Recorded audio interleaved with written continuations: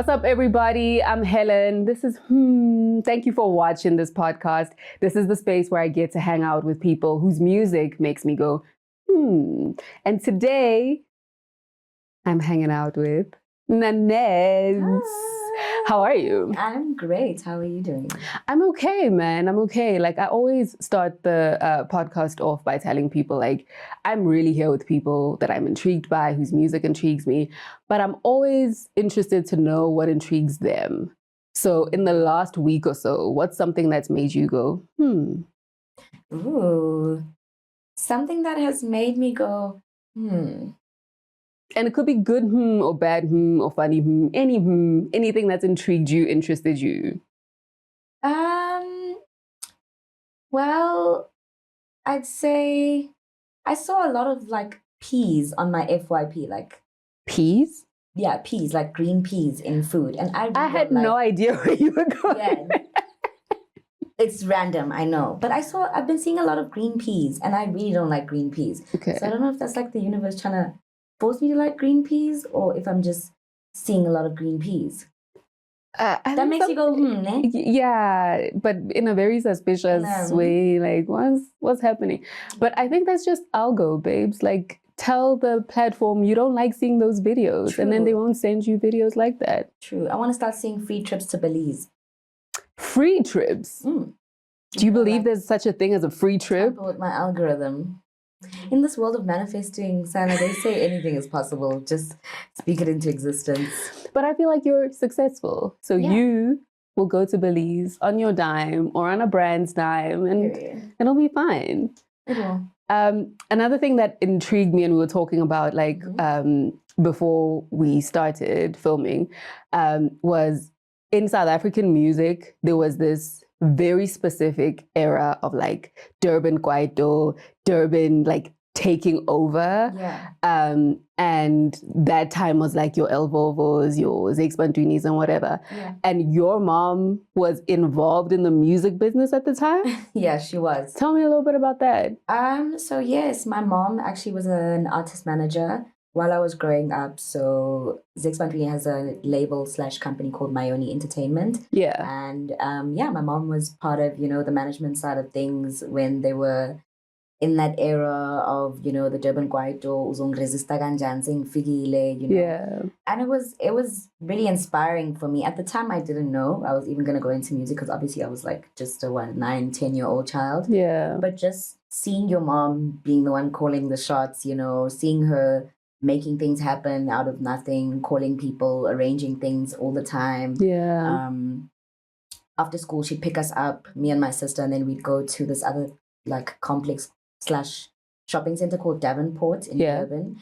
And they had like a studio, not even the size of like a small room. Think of the most compact small room. That was their like office / studio. Yeah. And they would make all the music there, and I'd sit there and do my homework while they're planning their rollouts and all of that stuff. Yeah. So yeah, I never knew it back then, but I guess somehow it shaped my journey to becoming a musician today. Yeah.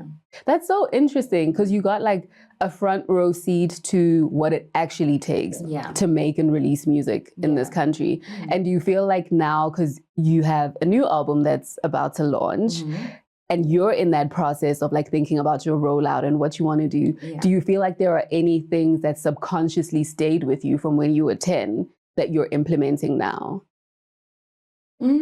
Great question. I feel like back then, for them, it was a very different time. Like, I still remember them physically printing the CDs and then having to go, hand it out to stores and people and all of that stuff. And I'd say, I guess I took the importance of connecting with the people from that. I think that we're not in a CD era anymore per se, but I still love CDs per se. And I have a banger CD collection. Where do you put them? Doesn't matter. It's just to look at. I'll buy a CD player one day and I'll play them. But just to have it as a collection. But yeah, because it's such a different time, we're not in that era anymore where we're physically taking the music to the people. Like it's much more accessible. But I think that doesn't stop us from like really connecting with the people who listen to it and just making sure I'm always interacting with them. I'm always checking their comments. I try as much as possible to keep up with, DMs that come from supporters. Yeah. But yeah. Don't encourage DMs. DMs are horrible. I'm not encouraging them. That's why I'm saying I try as much as possible to get to the good ones. Like I'll skim and I'll see, okay, no, you're not getting opened. You're not getting opened. Yeah. But yeah. There's once in a while when I open them, there'll be like a message that's really uplifting from someone. So that's why I try not to like fully not read them. Because you never know who's going to send you a message that'll lift. Yeah. One thing I think is interesting about you is, by and large, and I know artists hate genres, but by and large, like you present yourself as like R&B and soul, right? But then you also have these lanes that you play in. And I'm very interested in Money Can't Save Me, right? Okay. Which goes into this kind of like a reggae feel. Yeah. And I think you're talking about the cost. Tell me what the cost is for a love so pure like the love Jah gives me. So did you grow up Rasta? I did not. No. Was that just something that you added for the feel of the song? So I grew up loving reggae music, and I grew up, one of my grannies on my mom's side, her husband was actually like from a Rastafarian family. So I remember the one time I visited them, like they would always play reggae, especially if it was in the homestead, like the family home. They'd always play reggae. So I loved the message of reggae, and I loved just the music and the artist. And I think because I was also always like I was one of those small kids who were watching the news with my granny at like 9 years old. So I stayed up to date with everything that's going on. And so I think from a very young age, I became like a bit of a politics head. So like reggae became the type of music that I would listen to, not like profusely, but I did really love the songs and the message. Yeah. And so when it came to making Money Can't Save Me, it just made sense. It was actually so crazy. A month after we made Money Can't Save Me with Lee Global, we met Commissioner Gordon, who is, if you don't know, let me school you. Commissioner Gordon is the executive producer of the Miss Education of Lauryn Hill, amongst many other like really crazy hip hop and sort of, what do they call them? Lyrical miracle hip hop. Yeah. That's what the lyricists. The real lyricists. So yeah, and when I played him Money Can't Save Me, he was like, you have the voice and the soul of a reggae artist. Like he was like, I remind him of Lauren. I was like, hell yeah. But when we made the song, I really wanted to make a song where I can speak about the things that I don't normally get to speak about on music. Just not necessarily minister, but push a good message forward for the people, and talk about other things outside of love and life and challenges that I deal with, and part of what I deal with is my faith, and part of what I love is my faith. And so I also I don't want it to seem like I'm pushing an agenda down people's throats. So I feel like the music always has to be relatable to everybody. Yeah. Even if I'm speaking about a message that is, maybe more important or maybe more serious than the other topics I'll talk about, I still wanted it to be relatable to everybody, and I wanted them to be able to enjoy it. Yeah. And Money Can't Save Me is sort of like my version of a modern worship song. That's my worship song. Yeah, I love that song. And it feels like your explanation of how you grew up and your granddad and all of that, the way that you sing on the song sounds very effortless. It sounds like patois is natural to you. Yeah. But I also think like the stuff that you're talking about in terms of like the pure love that only God can give you, right? Like that's stuff that I feel like people don't necessarily focus on in music, right? And I also thought it was interesting that you have like a thing that you talk about womanhood. I'm trying to remember the lyric. Oh, money can't save me from womanhood. Yes. Yeah. What did you mean by that? Wow. Thank you for that question. I've been wanting to answer that question. So I really also wanted to touch on the topic of how hard it is to be a modern day woman. You know, we're juggling so much. We're juggling careers.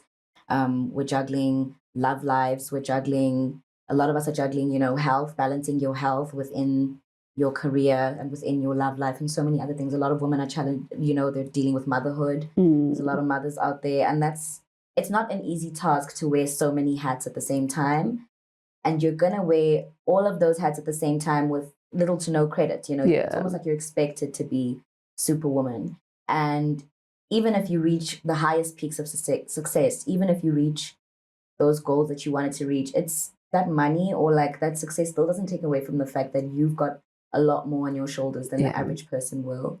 It still won't take away from the fact that, you may not feel safe in certain areas. It's still not going to take away from the fact that some people are going to view you as just your reproductive organs beyond your dreams or anything. I think there's so many layered nuances to being a woman that you don't really get the chance to speak about, even in music, especially, because then they're going to say, yo, we're not serious, But once again, I really needed a platform where I can sort of touch on the topic in like a very nice way, but touch on it in a way that's not in your face, but it's going to have people asking why. Yeah. Or it's going to have people questioning it and thinking about it. Why would money not save you from womanhood? And I'm pretty sure everyone can come up with their own answer. Yeah.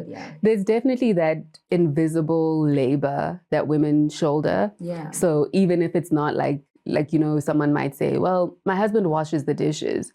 Yes, but you're cooking. True. And you're also figuring out the grocery list and also doing this and also doing that. But I also think, I interview a lot of people. Yeah. And the only time there's like a squad that comes is because it's a woman and she has to do her makeup and she has to do this. And guys just come and they sit down. And I feel like that's also a cost, that like you want to be a person in the music industry, but you have like 4 other steps that men don't necessarily have to take. Yeah. Do you then feel like the pursuit of money is a trap? Because it can't save you anyway. Real. Ooh, you're going to bring the Witsy student out. I'm on the fence about it. The conscientized, Pan-African in me wants to believe it is a trap. But then the realist who is living in a world that's expensive knows it's part of, it's part of the play. You have to make money to live. But I do think that making money this epicenter of your life is a trap. I think. And, this is one of the things that I'm grateful for, not coming from, like, let's say, a super rich background, is that money's never been that serious for me. It's like, if I'm nayo, what are you going to do? It's like, if I'm nayo, imali, if you don't have money, you're going to have to learn to live without it and hustle for the little you can get. So you end up having to force yourself to tell yourself that imali is not everything. Yeah. You end up having to force yourself to find the joy in life without that money. Of course, on the other end of it, you work as hard as you work because you want to be comfortable and you want to get out of the situation that you're in. You want to get your family out of the situation that you're in. So in that game, money can become a trap for all of us. But I think the goal is to really not try and make it the epicenter of everything, because there's so much more to life than money. Yeah, I definitely hear you. And I think you also, on this song, you speak about wanting to enjoy your youth and to live your life, but still trying to cross the poverty line, right? And I think it then begs the question, so what is success for you? Like, is it just making the music and it being out there? What will success, like, how will you know, I'm successful? I will know I'm successful when my parents don't have to work anymore, when my granny's in a nice house in her favorite estate, when I've got a really cute, at least one property. I just want really one nice property that I can look back and say, I can call this a home. Yeah. I think for me, it's really just about comfort and making sure that my loved ones are good and making sure that they don't have to go the extra mile just to go through another week or another month. They don't have to live month to month or check to check, and I don't have to live month to month or check to check. And I feel like I'm at a really good point in my life right now. I'm really grateful for the point I'm in my life right now. So I can't wait to see that elevation and that growth continue, because it's definitely already started. Yeah. And I think there's also an element of, yes, money can't save you and you need it, but there's also like, I guess it would be smart to protect yourself from what you're saying about nowadays money buys love. Yeah. And especially as someone who's in the spotlight, who is notable, like how are you protecting yourself from having to buy people's love? Ooh. I think naturally I'm more of like an introverted, like reserved person. So my whole life, I've never been the person who was surrounded by a lot of people anyway. Yeah. So I keep a very close circle, and I think I'm blessed enough to say that I've had beautiful, long friendships with the people that I've had friendships with, and not once have they ever made me feel like they're in this for the limelight or the money or anything like that, you know. I also think it's really just about being grounded. I think if I were to lose myself, or if I were to stop valuing the things that I value, I'd introduce a different crowd into my life, because those things don't matter anymore to me. But because I'm so like values based, and because I'm also like that more reserved person, it takes a lot for me to like socialize anyway. So if I meet with someone and like it moves, like we just click, I know that's my person, and I don't need to do much for them to like accept me. I don't need to go out and above on conversation, or like I can take us here. No, they just accept me for who I am. Yeah. And I'm happy with that. I'm also very close to my moms. Like my moms are like my best friends. So anyone who knows me knows I have two moms. Okay. My biological mom and my mom. I don't even call her my stepmom. She's my mom. Oh, that's so sweet. So I'm really close to my mothers, and they're like my best friends. So even if it feels like, you know, there's some things you might not want to burden your friends with or anything, or you might not be like it's the time to tell them whatever, I know I still have another two best friends that I can just vent to about anything and everything. Like, I'm not that kid who's scared to go to her mother because she's dating a boy. Me, I'll phone my mother now and say, hey, mommy, I just came from a date. Yeah. And then she'll ask me, is he ugly? He better not be ugly. But yeah. Have you had to say, yes, he is? Shem, I can't call God's children ugly. I'll just say beauty's in the eye of the beholder. Honestly. I'm with that. I'm with that. And as long as they don't try to tame you, right? No. Like that's the point. You put out I'm Not Psycho. Mm-hmm. Yes. Which for me, like, I really enjoy that song. Thank you. And I really enjoy that it feels like a conversation that is almost one-sided. Like you are past the point where you need answers from the person. So tell me a little bit about writing that song and why you wanted to go that direction. I enjoyed writing that song so much. I was so like in my bag when I wrote that song. I'm a huge like Harley Quinn fan. So just in general, I love like comic books, and I love anime and anything that's like drawn and animated. I'm there. Yeah. So I grew up, you know, really interested by the Harley Quinn character and how she can be like such a, you know, a multifaceted queen. Like you're psycho, but you also have a PhD doctorate in psychology. I love that duality. Like I always loved it. I was like, no, this girl isn't actually crazy. I was always of the notion that she's not actually crazy. She's just obsessed with love. Like she's just a love obsessed weirdo who will do anything to fit in for her lover. Yeah. So I found that interesting, and I think I could relate that to a lot of our own stories. And even with the way I love, like I'm willing to, and well, not anymore, because now I'm growing and I know what's right. But before, I was willing to just become whoever the partner needs me to be, like, oh no, so that, you know, we can have a nice thing going on. If you need me to be a copy and paste of you, I'll be that. But now that I've grown, obviously, I know that that's wrong.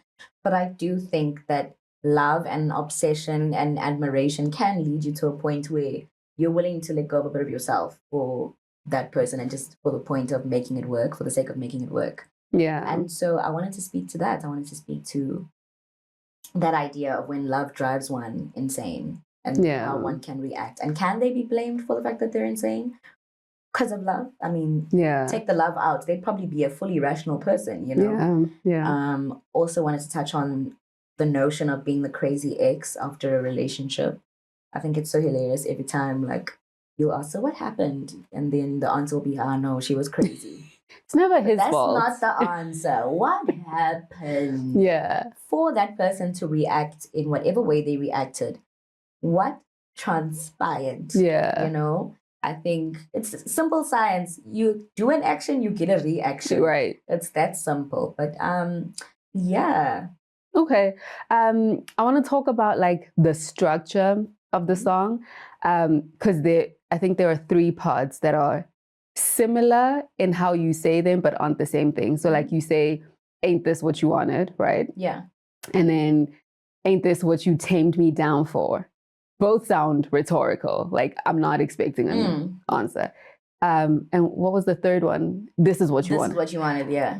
And then lastly, you say, "Must be what you wanted." Yeah. Like, it sounds very simple to say, like, yeah, so, but the way that it's structured is very much like, it's rhetorical and then it's like a statement, like, must be, right? So tell me why you wanted to structure that way. Or maybe I'm being too deep about it. No, you're definitely not.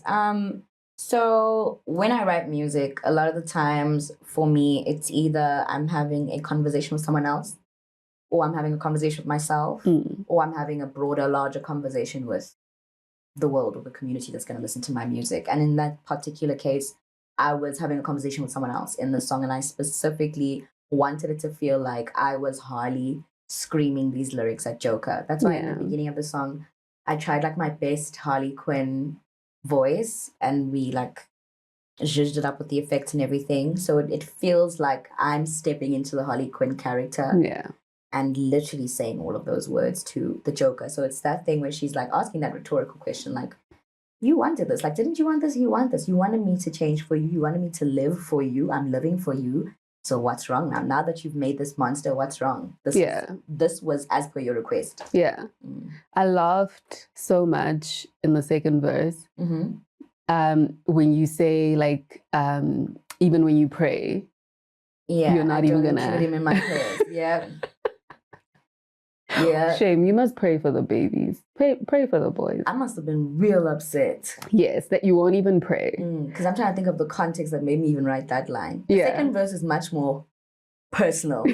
That I remember. I just can't remember who got me to that point of anger. But yeah. Yeah. But it's interesting because in that verse, you switch up and go into this Xhosa mode. Yes. Why did you want to do that? Because I don't know all of your songs, but I don't think it's necessarily something people associate with you.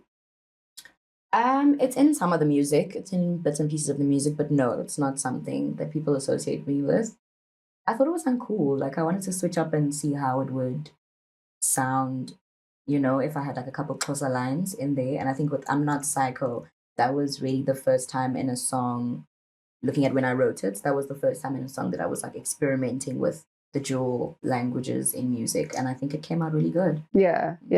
I think it did as well, and I think it drives home the message of like, I'm not playing in any language. I'm not playing. Tell me about. I wrote down here "Diary of a Mad Black Woman," and it's because this song made me think of that scene.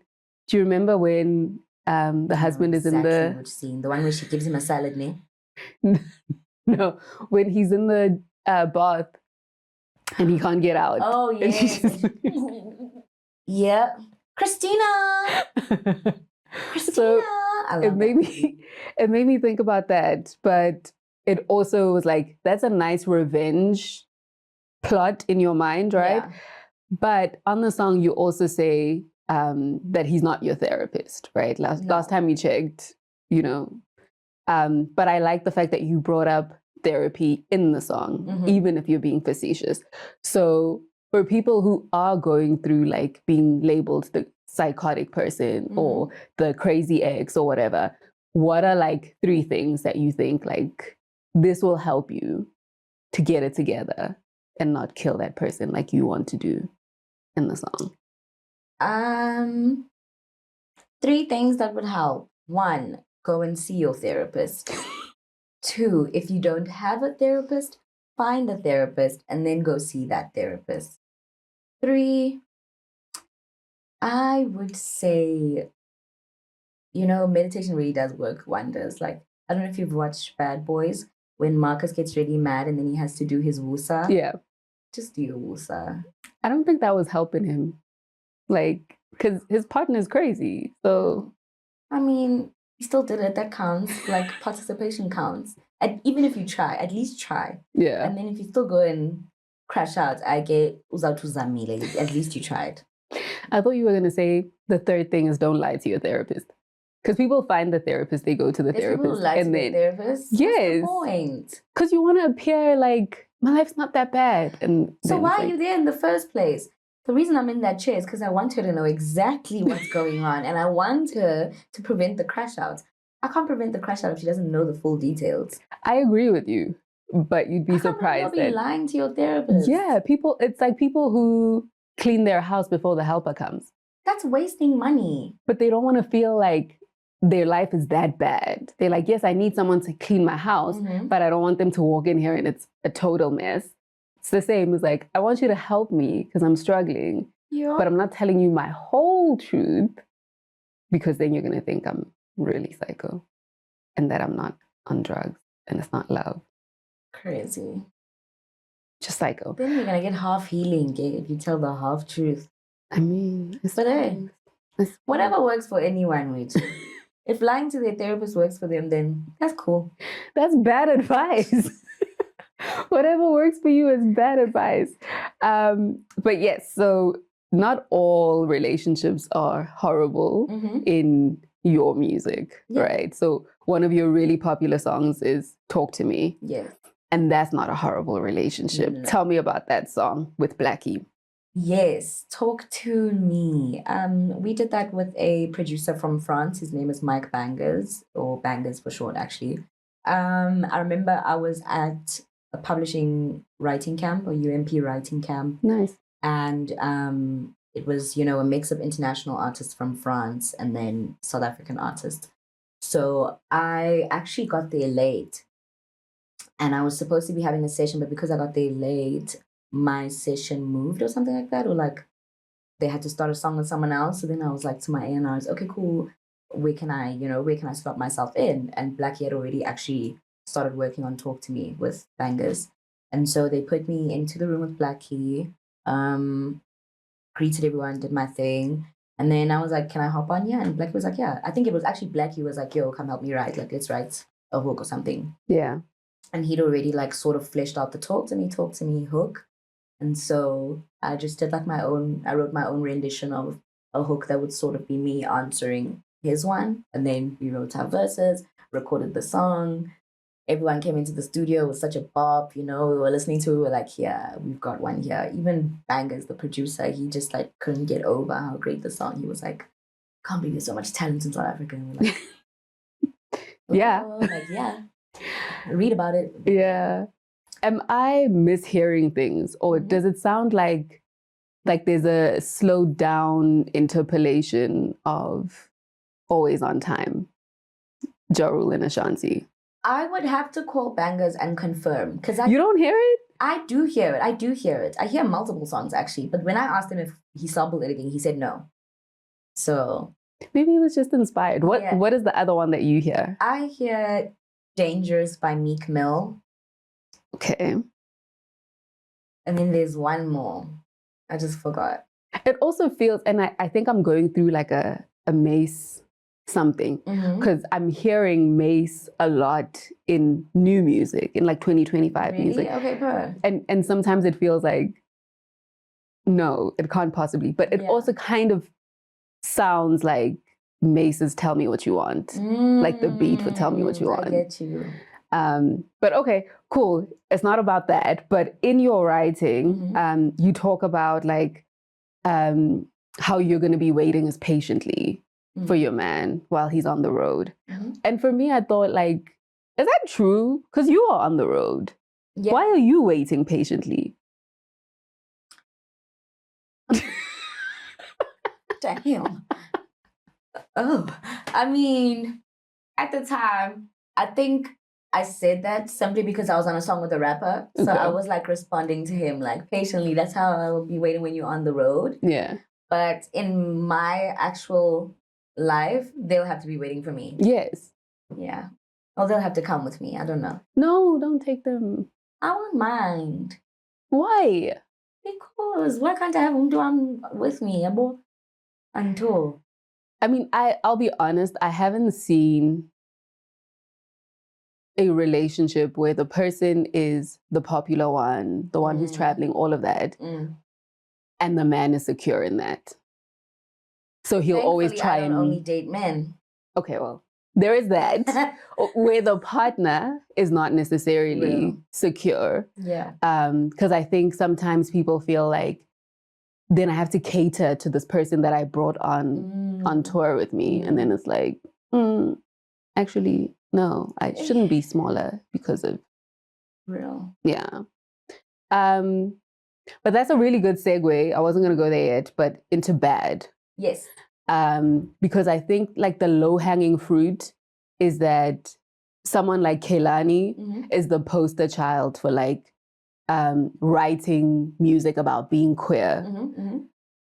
But I also feel like in your vocal delivery, you were channeling some of that Kehlani. Is that like not what you were doing? No. I think that people see a lot of similarities, or they hear a lot of similarities in me and Kehlani's work, which is great. I think people are always going to see similarities or hear similarities. And she is one of the artists that I love and listen to. But yeah, I think it's just, you know, that thing of coincidence where we're both queer, we both maybe have a specific tone, and we're both pretty and tattooed. You know, we got our tattoos. So they may make a lot of correlations, you know, with the both of us. But with Bad, I actually was inspired by a previous romantic situation that I was involved in, and I was like really mesmerized by the girl that I was involved with. Yeah. And so that song was literally an ode to her. That's why the chorus is literally bad, bad, bad, my girl bad, and she knows it. Yeah. Yeah, and I think at that point, like my diehard nesties knew that I was queer, so they would always be like, why aren't you writing any songs for the girls? Like, we want songs, you know, that are for the girls, or like, they'll sort of give us a hint that you like the girls. And I was like, oh, okay. I mean, I've done it before, but I just haven't put it out. So yeah, I can just definitely do that for you guys.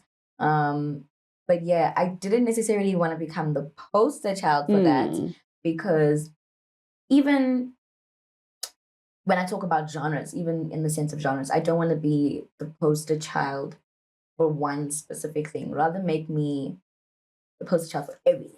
I'm just kidding. But like, I never want to box myself. Like, if one day I'm going to write a song about one thing, I'm not going to write a song about the same thing the next day. In the same way, if I write a song where I'm speaking to my, you know, a partner that's a woman or a partner that's a man, it's going to vary on different days, you know. Yeah. But I really do love making music for the woman, and I do love putting all of my experiences into my music. Yeah. So I am becoming much more comfortable with, you know, even writing those songs that will make me feel like I'm represented as a queer as well, you know, because my story isn't only that I'm going to make love songs that are dedicated to men. And I also think it just had to have me fully stepping into my identity and fully being comfortable with who I am, regardless of what people say, regardless of the haters or the, you know, the people who have their own problems with certain things and the preferences that people have. I had to get over that and just say the heck I want to say, like sing about what I want to sing about. Yeah.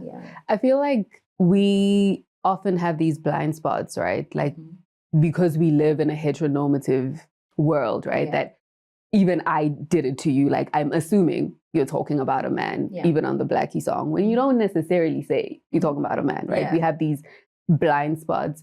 But I'm also curious about, like, for you as somebody who writes primarily from life experience, have you figured out where you're going to kind of draw the line with what you share with us and what you don't? Because it sounds like Bad was a request from your fans. So if tomorrow they like, write about, if something horrible happens to you, write about this, how are you going to insulate yourself to not over give of yourself? I think I've already found a bit of a way to do it. There's a lot of things that I've wanted to talk about. There's a lot of like concepts that I'll start on my notes or poems that I'll start on my notes, and then they'll just stay in the notes because I'll feel like they're too much to share. I do feel like I still want to keep parts of myself to myself, and I'm a big believer in the fact that people should not know everything about you. Like my granny, and the way she raised me, she drilled that in. Like people should not know everything about you. There's some things you can happily talk to your God about, or. So it's always a balance of like figuring out how much of myself I'm going to give and how much of it is going to be for people. Yeah. And playing that balance game with those two things. But I feel like so far there isn't really so much that I wouldn't share. But I think there are very intimate experiences that I've been through in my life that I wouldn't feel to put in music right now. Maybe at a later stage I might, if I feel like it's something that I want to express. Or maybe I might channel it into another medium of art. But yeah, I think so far I've been a pretty open book about what I go through and all of that stuff. But also I always just try to make sure that what I go through isn't only fully going to be relatable to me. So like maybe I'll tweak a lyric over here, or maybe I'll, say the sky was blue when the sky was actually orange on that day or whatever, just to sort of give some relatability to the people as well, so that they can feel like I knew what they're going through as well and I made it for them. Like someone recently sent me a DM saying I must have been in their head when I wrote I'm Not Psycho because they love it so much. And I was like, oh my God. Yeah. That's the power of music, I suppose. Like it feels, even if it was personal, it feels universal. Yeah.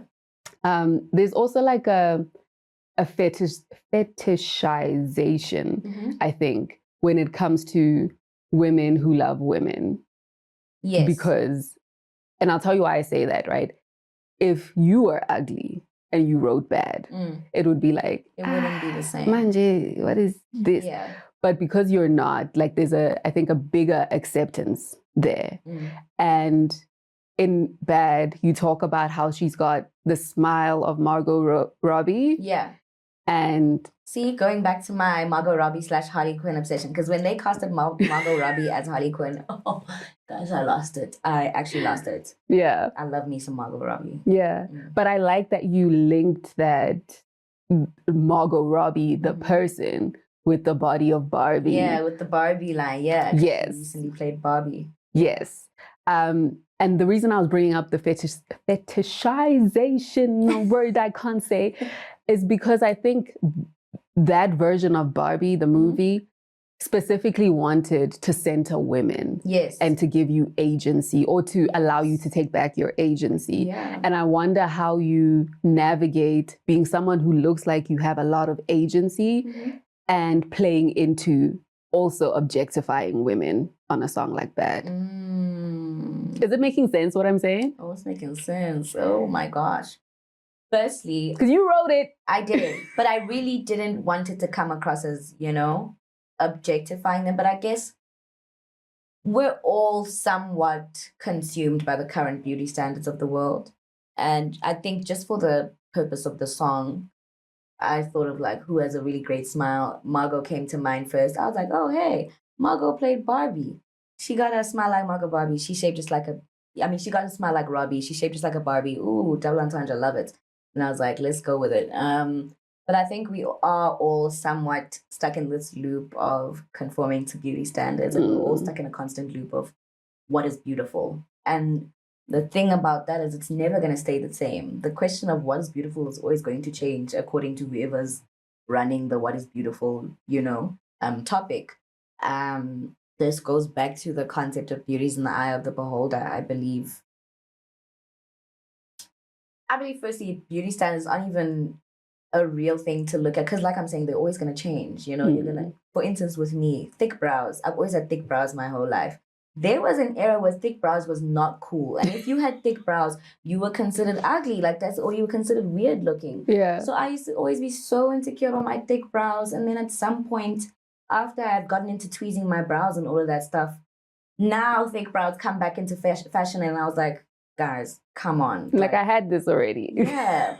We can go on and on about beauty standards, but I feel like at the end of the day, if you're not going to be comfortable with who you are and how you look, you're going to be like a bunny on a what's that thing called? A wheel. A hamster. A hamster on a wheel. You're going to be constantly running, trying to chase the next standard. And when you get to that standard, it's going to change. Yeah. So you might as well be comfortable with who you are. Like, even with my teeth, I always used to be so insecure about my teeth because I don't have like straight, perfect teeth. So I never used to smile with all of my teeth. I still like semi-smile, you know. But one day I woke up and I was like, these are my teeth. Yeah. I'm not sick. I don't have health issues with my teeth. They're not falling off. Yeah. They bite just like any other teeth. These are my teeth. Like, I'm happy with who I am and how I look. These are my thick brows, you know.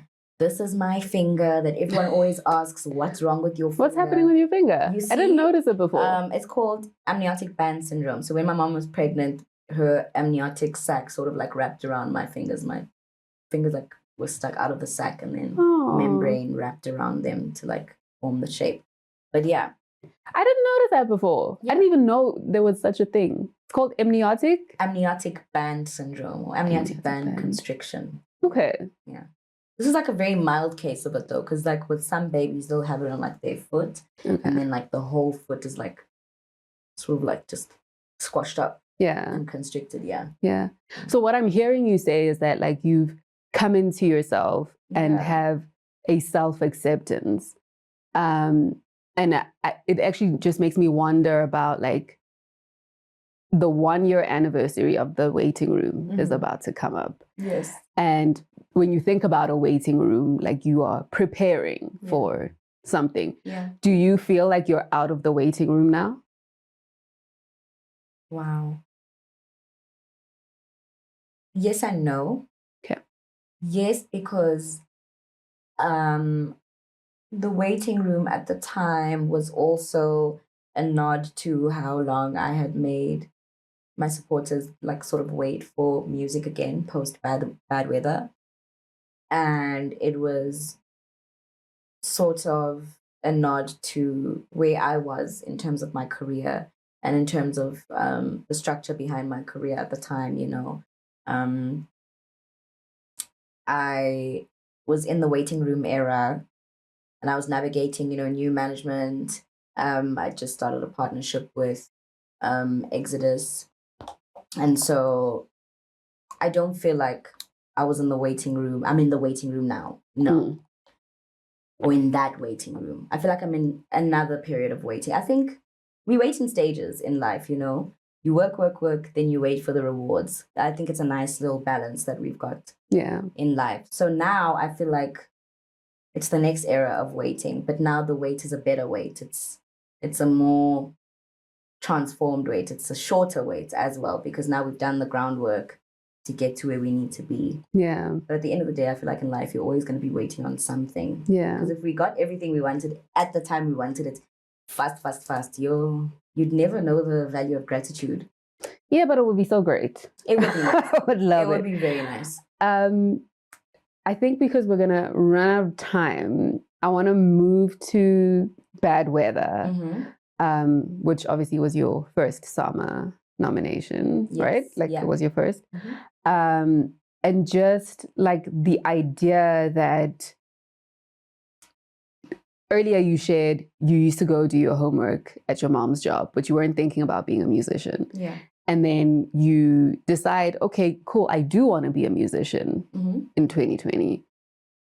And then it's locked down. So you can't be a musician in the way you traditionally thought you were going to be a musician. Yeah. And my question is about your mental health at the time. Wow.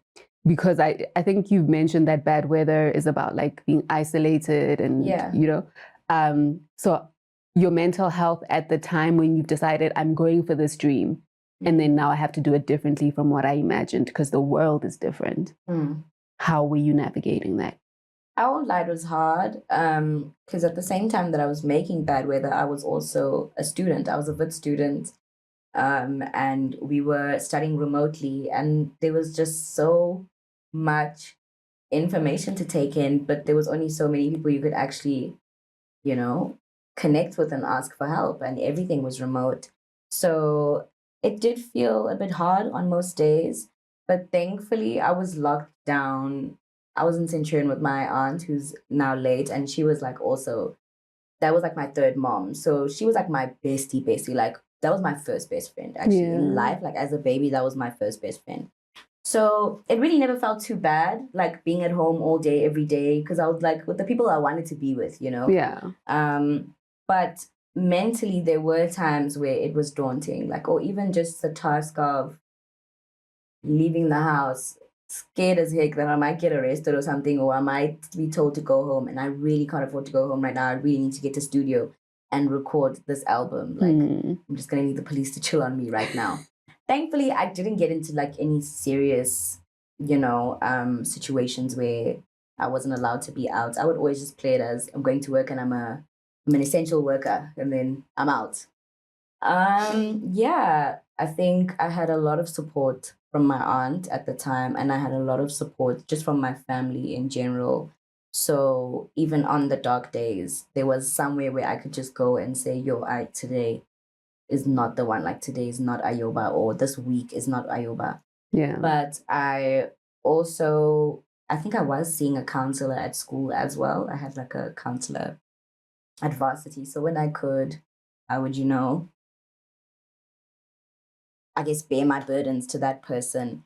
But it really was just about staying close to the people who kept me grounded at the time and staying focused on the narrative, because I knew like I really wanted to get that album out, and I knew that I was going to have to make it happen. Like, come rain or sunshine, come hailstorm, anything, come bad weather, I was going to get that album out. Yeah. Yeah. And it paid off. I also really did have a lot of support from the executive producer, Lee Global. I think there was a lot he took on his shoulders, like just to make sure that album was done, everything was organized, and to make sure that I wasn't stressing outside of the studio. Like whatever I needed done in terms of the music, in terms of getting people in terms of composition, arrangement, all of that stuff, he was really like willing to listen. And that was my first time also finding my footing as a producer, because I always knew that I could produce, and I always knew that I heard sounds and I wanted music to sound a certain way. Yeah. But at that point, I hadn't found someone who could listen to me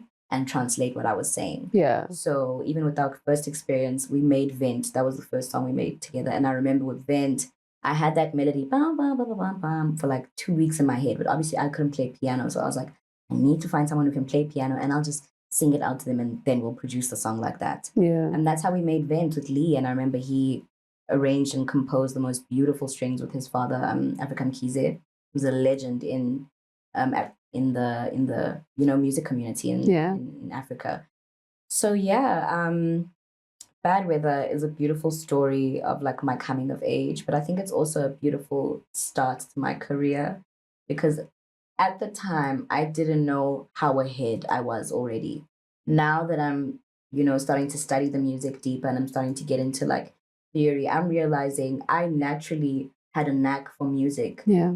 That I didn't need to go to school for. I naturally had an ear. I naturally knew what music should feel like. And I think I took that for granted back then. But now I'm so proud that a 19-year-old could have written that album on her own and co-produced that album. And it's crazy. But yeah, that's amazing. Yeah. And I think it's on that album where you have the freestyle, the You Don't Know Me freestyle, yes, right? Yeah.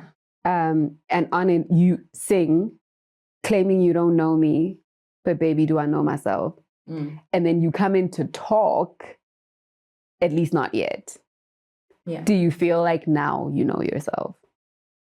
Yes, I know a lot more about myself. Okay. Yeah. But I know that I'm also going to evolve and change as I get older. I know that there's still parts of myself that are yet to be discovered, as I grow, as I travel, as I interact with more people. But yeah, I'd say I know a lot more of myself and about myself than I did back then. Yeah. Yeah. Yay to evolution and to growth and all of that. Love it. And we'll be here as you grow and when you have new music. Yes. Because I know we're waiting for this album. Yes, Painfully Happy. What is Painfully Happy?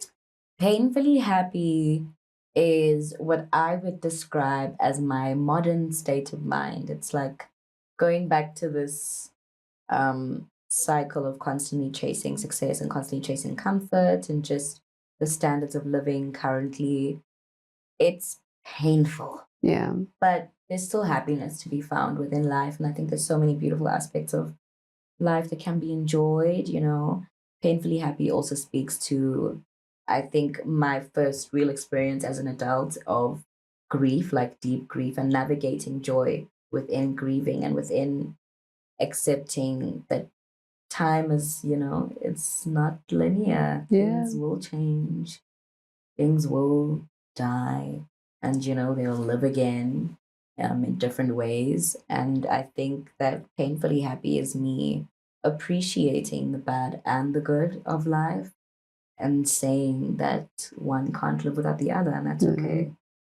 That's fine to me. Can't wait. Yes. Thank you for coming to talk to me, girl. Thank you so much for having me. All the best with everything. Thank you. I feel like that was such enjoyed a chilled conversation. Now I feel like Yeah. I'm even whispering because Nanette speaks very soft. But thank you so much for watching the podcast. Thank you, Nanette, for coming to see me. Thank you so much for I having will me, see you Helen. next time. Bye.